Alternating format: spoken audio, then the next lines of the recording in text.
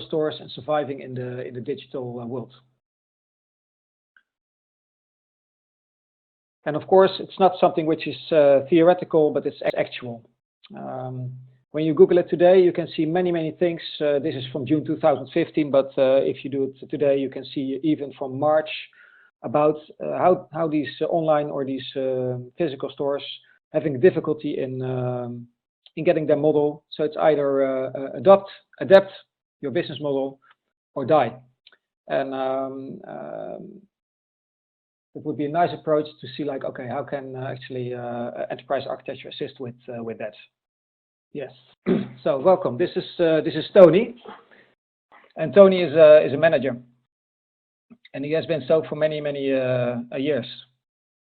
And Tony is actually the manager of Tony's Bookstore, and he's open for business. He's actually been open for business since 2003. And what he has been seeing in his store is that he's doing well for himself and gradually making some money. So his customers, these are his customers, and they buy at his shop.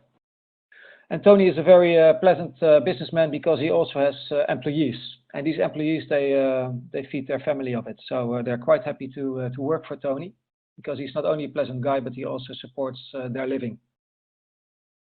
And Tony has been doing well for quite some time, but as he monitors his progress, he noticed something which is, of course, not in this case the way he wanted to. He noticed actually that his profit is declining over the years, and that's not good. So Tony is asking himself, like, okay, why is it that my profits are actually declining, which is not good. And at first, he has no clue. But of course, over time, it's worrying him, so it's keeping him busy. And at some point in time, Tony has an idea. He thinks like, okay, the world is changing a little bit. And the idea of Tony is actually quite simple. He thinks like, okay, my bookstore is not doing very well. And if it goes like something like this, I'm losing money, and at some point in time, I will go bankrupt. So we need to change. And at first, actually, he has no idea. So he thinks like, well, one idea is, of course, to stop while we're still going strong. So I'm going to close my shop, and that's it. It's done. I take my money. It were nice years. But then he gets an idea. He thinks, oh, maybe the market has changed, and he actually noticed something like the internet or the cloud or whatever you like to call it today. And he thinks like, I can do that as well. So I'm going to create a new Tony's Bookstore. And I'm not going to do this shop again because it's going to give me lots of attention, which I really don't need.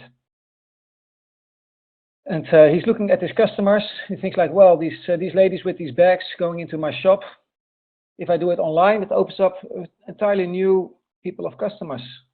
So I'm getting new customers actually. And as a side benefit, I want to have something like 24-hour operations. And my employees, well, I'm going to grow because I'm an entrepreneur. I'm going for growth, which means I'm going to close the store. But over time, I will actually need more people shipping the books than I have now in my store. So there's like a win-win situation. So like this is today.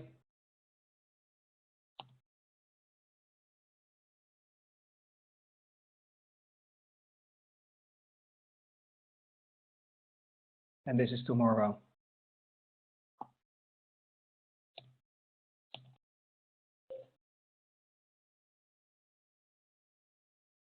Okay. It seems to me that Tony has a vision. That's actually it. He has a vision. Look at my, and that vision could be as simple as an idea from an issue and how to resolve.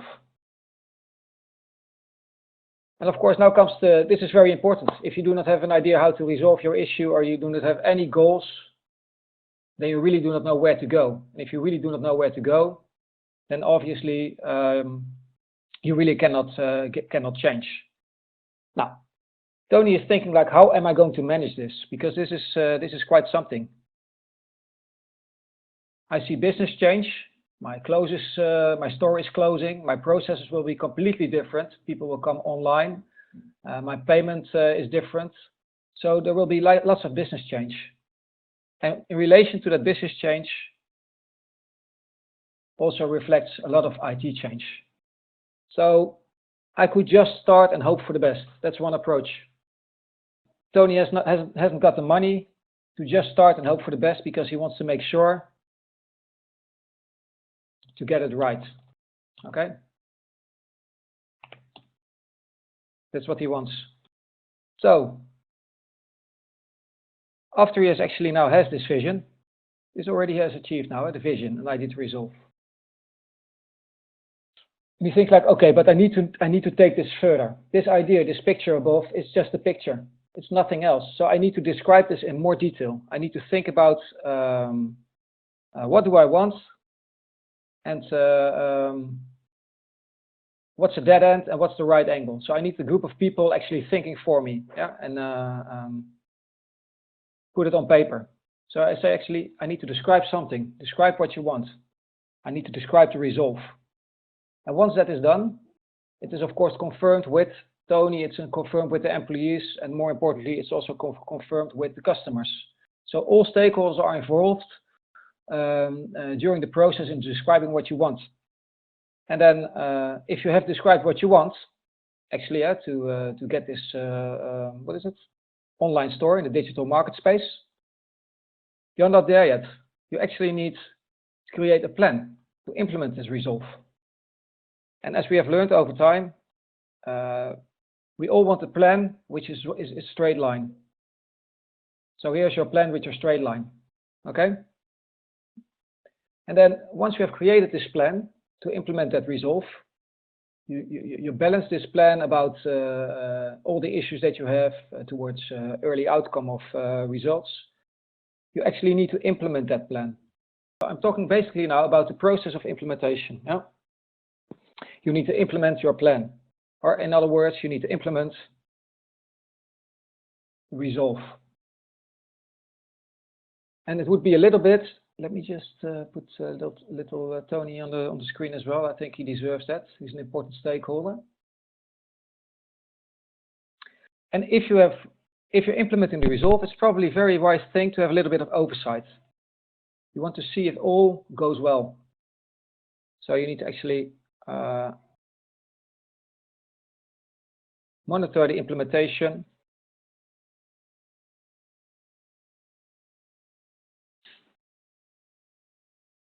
And adjust when necessary. And this is actually the process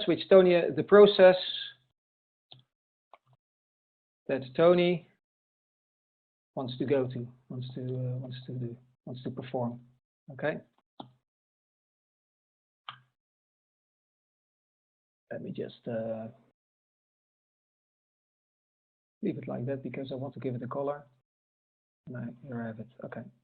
So this is the process that Tony wants to perform. This vision is there.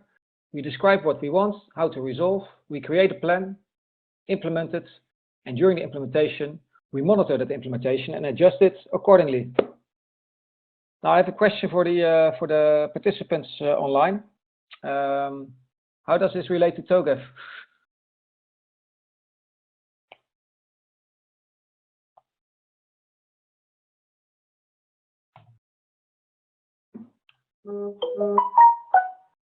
I get some audio in my ears. So is somebody daring to be brave and bold and to tell me how this relates to TOGAF? Well, I assume the first part was a change to the business architecture, and then you had your IT change there, and your, I think what we're all used to, implementation process, including governance of it at the end of it, which obviously is what the areas that TOGAF are covering. I agree. Yeah, exactly. Thank you very much for that. Indeed, if you look at what I was describing is a little bit like enterprise architecture is all about business transformation. It's the correlation between the business change and the IT change, where a group of people, architects, assist management and other stakeholders in actually describing what needs to be done. And it's always needs to be done around a certain idea, which is called a vision in expensive words, but it's often an idea like we believe that by opening an online store, we will gain in profit. We believe that by reducing our applications, we will have higher value, less risk, and less cost, that sort of thing. And TOGAF is nothing else than a process model to actually describing these, what is it, 5 or 6 steps. So what I will do is I will take the most prominent model from TOGAF, which is named the ADM, and then map these steps here into that ADM. So let's see what happens if I do it like this. Boom. That was not too bad. So now it's becoming more technical in my eyes, because this is for me very technical. I see a circle and all sorts of expensive words: preliminary, architecture, vision, business architecture. So these are for me a little bit expensive words. In this area, one could actually state that there is the vision and the idea and issues to resolve. So if you're starting a process, then in the architecture vision, you start to address like, okay, what is it, what we want? Why do we want it? What will be the outcome and why is it beneficial? And if you still feel that that is the way to go, then you're going to describe in more detail the impact for a business perspective and the IT, both baseline and targets. Or in other words, what you have today and what you will have tomorrow. So that's basically nothing else but I think this one. Oh, that was not good. This was probably good. Describe what you want, make it a little bit smaller, and resolve.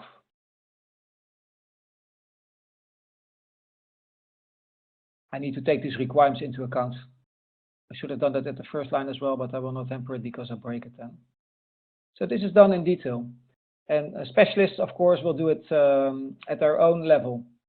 So different people will work on this process model. And you will do iterations until you get it right. Because if you do not get it right or good enough, then of course the implementation plan will not be at a good level. So what you need to do now is you need to create this plan. And I said it was a straight line, and I hope you understand that I was a little bit, how you say that, trying to be practical to ensure that, yes, we want a straight line, it's never a straight line. And what I'm showing here, this model, this is really, if you want to learn TOGAF or enterprise architecture and you want to learn the process for doing enterprise architecture, TOGAF is a really good framework to do that. And all these circles here are called phases. And within each phase of a circle, there are steps, and it's really an elaboration of everything that you need to do in a way that you ensure you do not forget any requirements. So in the opportunities and solutions and migration planning, you are actually creating a plan to implement your physical store, to phase that out, and to move towards an online store. And if this is your baseline, no. My time is okay. If this is your baseline and this is your target, you always look for early value, okay? And by that I mean you create incremental steps. Okay, this is a little bit internal, but I think it's worth value. It's worth mentioning. So you never try to jump from a baseline in the target in one step. Companies have lost their business because of that, because the leap will probably be too large. So maybe you say like, okay, our first early incremental step is we have a website where people can order books and we receive them via mail. And my employee will receive the mail and will process the book and will ship it and will send an invoice. Nothing automated. Then secondly here, we will order the book and we will accept an online payment, but we will actually, anything else will be done manually. And then at the target, you could even say that it's like fully automated. So do incremental change. Now there is one, then we have this one, hopefully it works now. Yeah, then we start to do the implementation. The implementation of what? The implementation to create this online store, this implementation. And as you see, I do it a little bit on the outside because although the ADM is fully, this is usually a project actually, it's a full process model. Projects are done outside the ADM. The architecture development methods are done outside. That's all technical talk.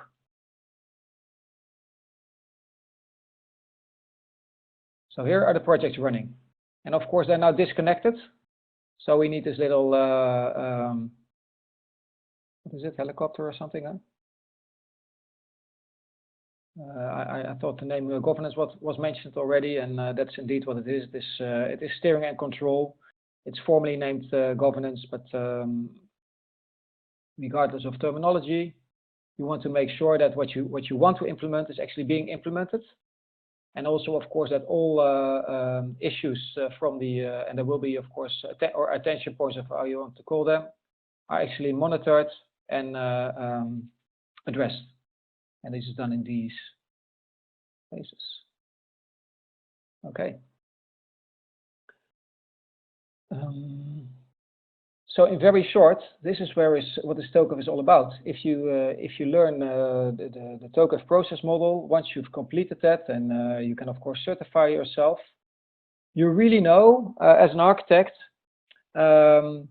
all the steps which needs to be done. If you have a stakeholder who wants to implement towards an online store, you know that you want to address something like what's the idea and what are the benefits that we think, the what and the why. What is the approach in the business architecture, the organization, the processes, the departments, that sort of thing?